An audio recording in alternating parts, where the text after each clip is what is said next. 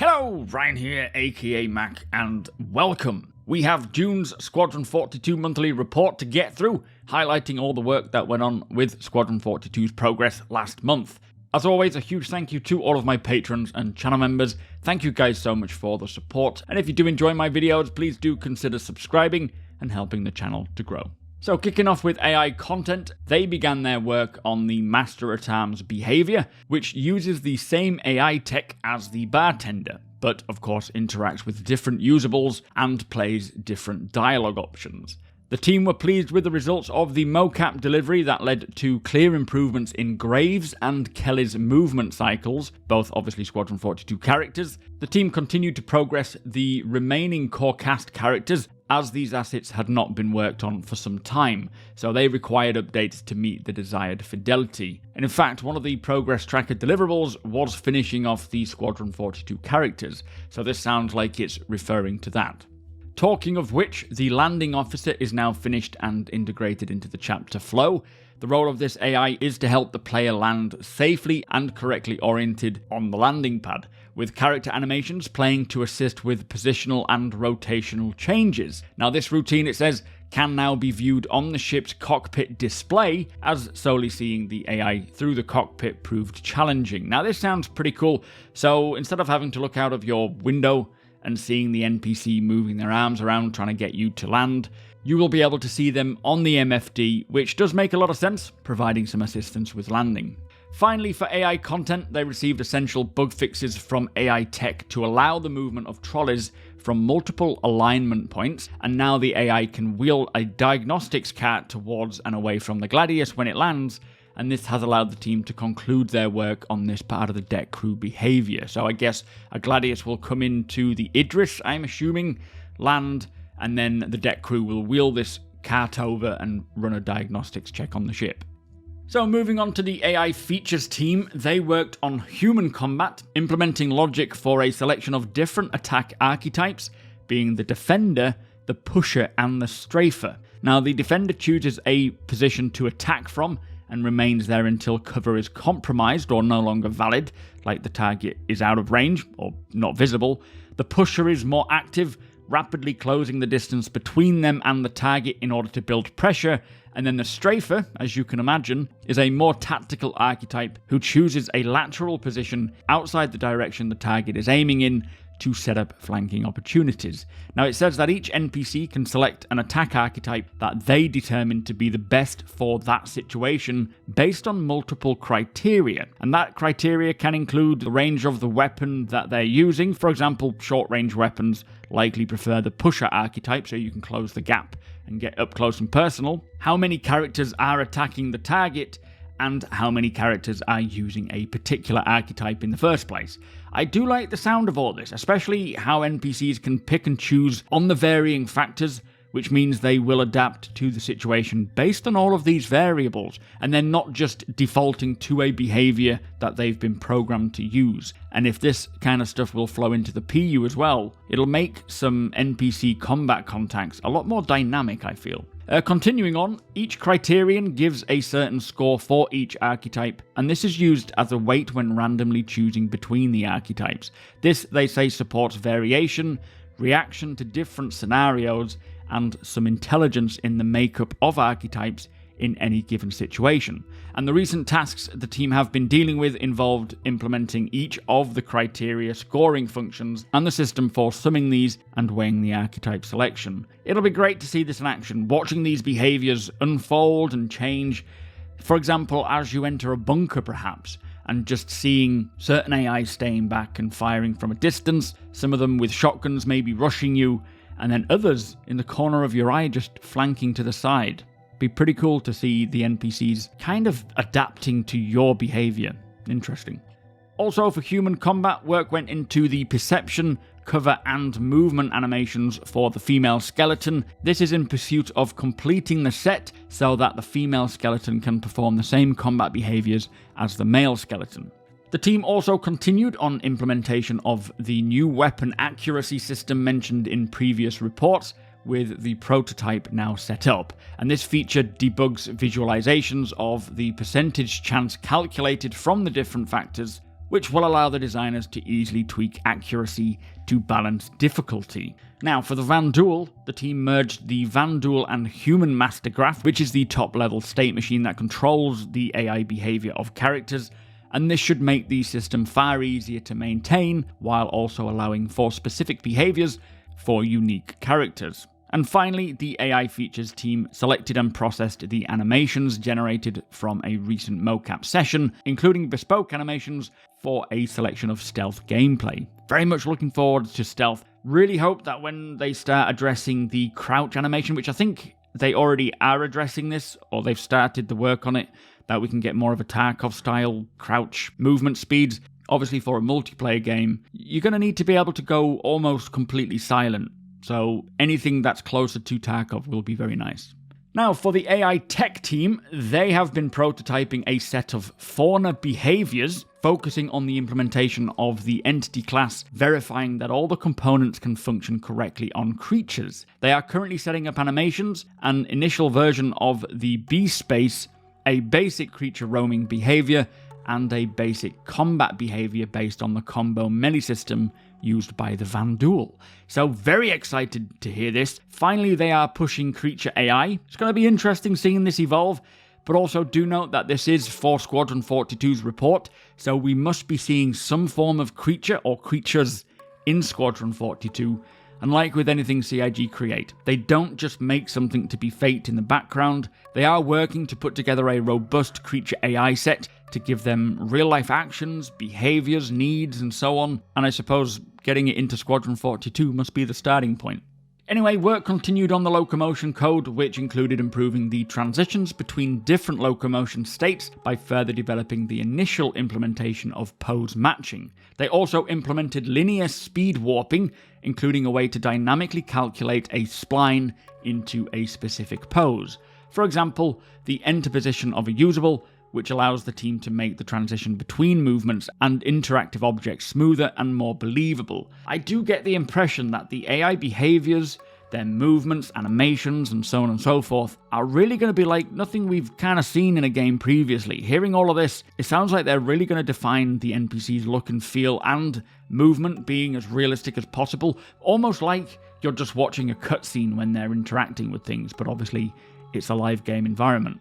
The team also began improving and fixing idle steps, which are special animations used for extremely short paths, so less than 75 centimeters. For 3D navigation, the AI tech team improved the implementation of Orca 3D for collision avoidance and continued to develop brake splines, which can be dynamically attached to a systemic movement of any entity that uses 3D movements. Currently it's being used in ships, but this will also apply to EVA in the future, and the entity can then select the appropriate spline based on its skill, direction, and other conditions before smoothing its entrance, allowing it to perform a cinematic movement into a systemic behaviour. I do think it was mentioned a while back that this will be applicable to help define the character behind the characters, so one AI might be a bit show-offy and perform a cool, unnecessary action for flair, whereas another might be a little bit more straight-cut and just to the point. Now, for trolley use, the team is focused on allowing an NPC using a usable to be dynamically attached to another usable. They also supported the trolley lightweight update and tweaked path following to allow it to minimize the distance of the trolley from the path. And finally, for AI tech, on the subsumption side, multiple tool aspects were upgraded and bugs were fixed to move development onto the improvement phase, with a new panel added to give an advanced selection of parameters when a drop-down menu becomes too large. Nice to hear that they're moving from development into more just improvement, because development is obviously implementing the feature itself, and then improvement is just updating it once it's already in. So, as always, a huge amount of work progressing for the AI teams, and I am just patiently waiting to see this in the persistent universe once they bring it over to the PU, and of course, once servers are a little bit more stable to deal with it. Anyway, moving on to the animation team, they worked on zero-G traversal, helmet usage, female Spec Ops AI, and look dev for weighted characters. Improvements were made to the cast locomotion, Vanduul searching in cockpits, sick people, and ladder blockouts. And weapon-wise, progress was made on the Master at Arms and the Volt SMG and shotgun. These Volt weapons do look pretty cool. I'm looking forward to trying these out. I wonder if it'll be a case of if you find a weapon in the verse, you can bring it back and then it'll be available to you for the rest of the campaign. Because I can't imagine the Master at Arms would have hold of all of these different, more exotic weapons. But we'll see. Previous tests were done on Chapter 1's AI, while improvements were made to the reaction system to enable smoother feeling gameplay. And finally, the team are making final passes on several cast members' facial animations. Now, for the character team, they continued to develop key outfits for the UEE Navy, including the Bridge Officer uniform, Deck Crew EVA outfit, and training gear. They also worked on armour for the Screaming Galsons and made major updates to the hair shader alongside the graphics team. Next up, we have the weapon art team. They began the month working on a number of Volt weapons, including the assault rifle, light machine gun, SMG, and shotgun. They also finalized their work on the physical riot shield. Now that will be a lot of fun. Having a riot shield that uses the physical damage system is going to be a lot of fun trying that out in the verse. Now, while the art team worked on modeling new assets, animation worked to give life and functionality to several FPS devices, including the fire extinguisher, laser trip mine, breaching charge, and the Volt sniper rifle. Plus, a new Clausen Werner underbarrel light attachment was created. So happy to hear FPS gadgets are now going into production. We did see quite a few gadgets back in, I think, 2015, when IllFonic were the ones working on the FPS module, and I have been waiting ever since to see a nice range of devices to come to the persistent universe, and the breaching charge in particular sounds like great fun, especially with the team working to make the physical damage model look even more realistic with metal bending and warping. I do wonder if we will be able to breach most parts of ships. I know doors will obviously be an option, and it could just simply be a breaching charge for a door, but that will still be a lot of fun anyway. Next up, we have the gameplay features team, who continued work on the character customizer, making visibility and usability improvements alongside general polish.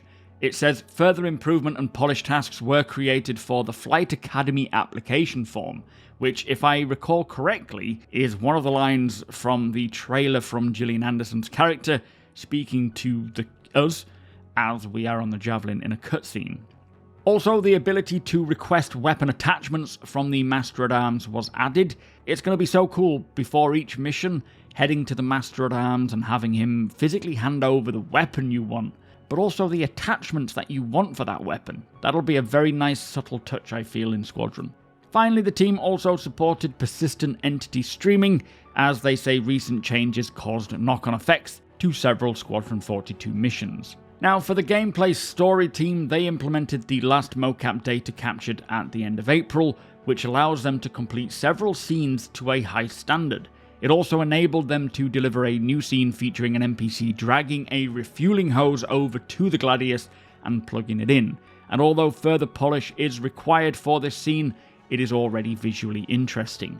I'm not sure if this is the same scene that we got to see during a Inside Star Citizen. We did see them talking and having a conversation while one of them was hooking up a refueling pipe. But I, for one, am very much looking forward to refueling my ships, my vehicles, in the hangar by hand. That is going to be so cool.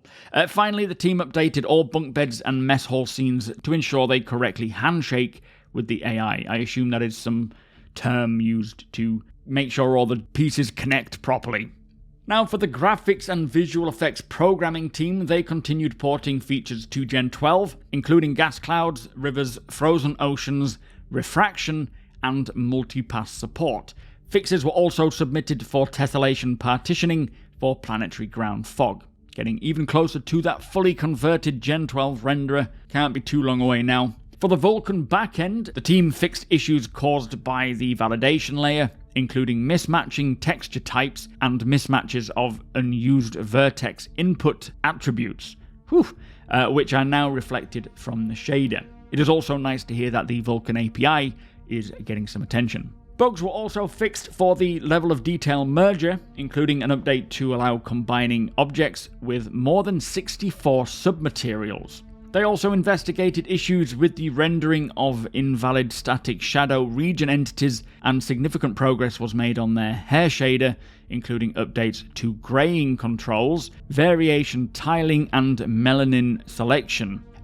Very handy to hear that they're getting some graying controls, as I am definitely starting to go more grey since becoming a dad. And finally, for visual effects programming, they continued investigating online damage maps with persistence. They continued implementing IMGUI debug tools for damage maps and dynamic bitset data structure for damage map queries. And finally, changes were made to damage map materials alongside optimizations to hit processing and rendering. There is a lot of work going into damage maps and physical damage, more than just making it a simple functioning system. I do get the impression they are really pushing the envelope here to get the physical damage looking as good and robust and realistic as possible. Now, for the level design team, the FPS team moved on to 3 new chapters, with 3 more in the pipeline for the coming weeks. Alongside the other level design and system teams, the space and dogfighting team continue to focus on getting a large part of the game fully playable with functioning mechanics. I never get tired of hearing about sections of the game reaching these milestones, and hearing that a large part of Squadron 42 is fully playable with the functioning mechanics is so exciting. Now, level design are also continuing to implement all of the in-game scenes, conversations, breakouts, and rejoins, which I believe are all elements of the conversation system itself. The social design team worked closely with social AI to implement some of the expanded system content that will bring life to the levels. For example, engineers going about their daily schedules and crew on downtime in the mess halls. They are really spending a lot of time on just getting the background life of Squadron 42 to a really high level of fidelity, it seems, with characters on board the Idris literally living out their lives as if the player has just been dropped in to see this. Like, regardless of whether the player is there or not, it feels like the world and the characters will just continue on regardless. Now, for the narrative team, they synced with design, which involved moving through updated mission flow, assessing whether the existing lines still sell the intended story moment, and whether they provide clarity on how to properly progress. Now, these syncs, they say, also provide the opportunity to deepen the narrative experience by either providing a backstory for the location or its inhabitants. After this, the narrative team then moved on to another of the larger set-piece levels and outlined prospective scripts and characters, and once decided, they will generate scripts and placeholder recordings so that the rest of the development teams can hear and react to the content in situ. The team also designed ideas for in-mission collectibles, discussed the presentation and tone of the mission objectives, and outlined the hint system that will help lost players. Talking of collectibles, I wonder if any of these UPE, UNE medals and the Hadesian artifacts are anything to do with Squadron 42, or if they are intended to be collectibles in the PU instead. I do want to collect them all, but I wonder if it's to do with this whole spending the time exploring, finding things and then collecting them and keeping them. We'll see. Anyway, finally, for narrative, the producers from all disciplines coordinated to ensure that all remaining tasks were identified and tracked. For the narrative team specifically, they are going to be entering an interesting but intensive production schedule to capture any of the placeholder content that's been validated in playthroughs. Now, the QA team supported cinematics by reproducing issues found during development and chasing up outstanding bugs still causing issues for the team. Their general focus was on bug validation and reporting, and recording scenes for review. They also made a push for editor testing to ensure the tools used by the team are working as intended, ensuring the development workflow remains stable.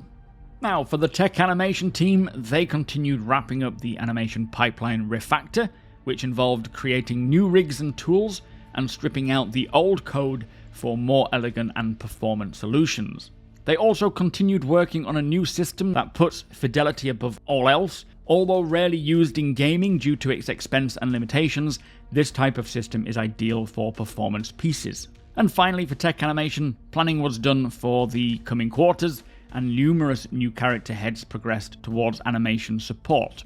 So for the UI team, it says in the near future, UI will begin implementing more streamlined vehicle HUDs and MFDs for Squadron. So in prep, they finalized the new layouts and visual concepts. And for the new StarMap, the team worked on navigation and began preliminary work to show space clouds. I do wonder if they are showing space clouds in the StarMap purely to just visually represent them, or whether it's to provide necessary information about each type of cloud, as it has been said that many clouds in space will hold various effects that could be dangerous for your ship, so having the information about what it's like inside the gas cloud will be very important. But also many of the clouds will be made up of different gases, and so for maybe Starfarer owners or just people wanting to harvest some of these gases, getting the makeup of the cloud will be also important information.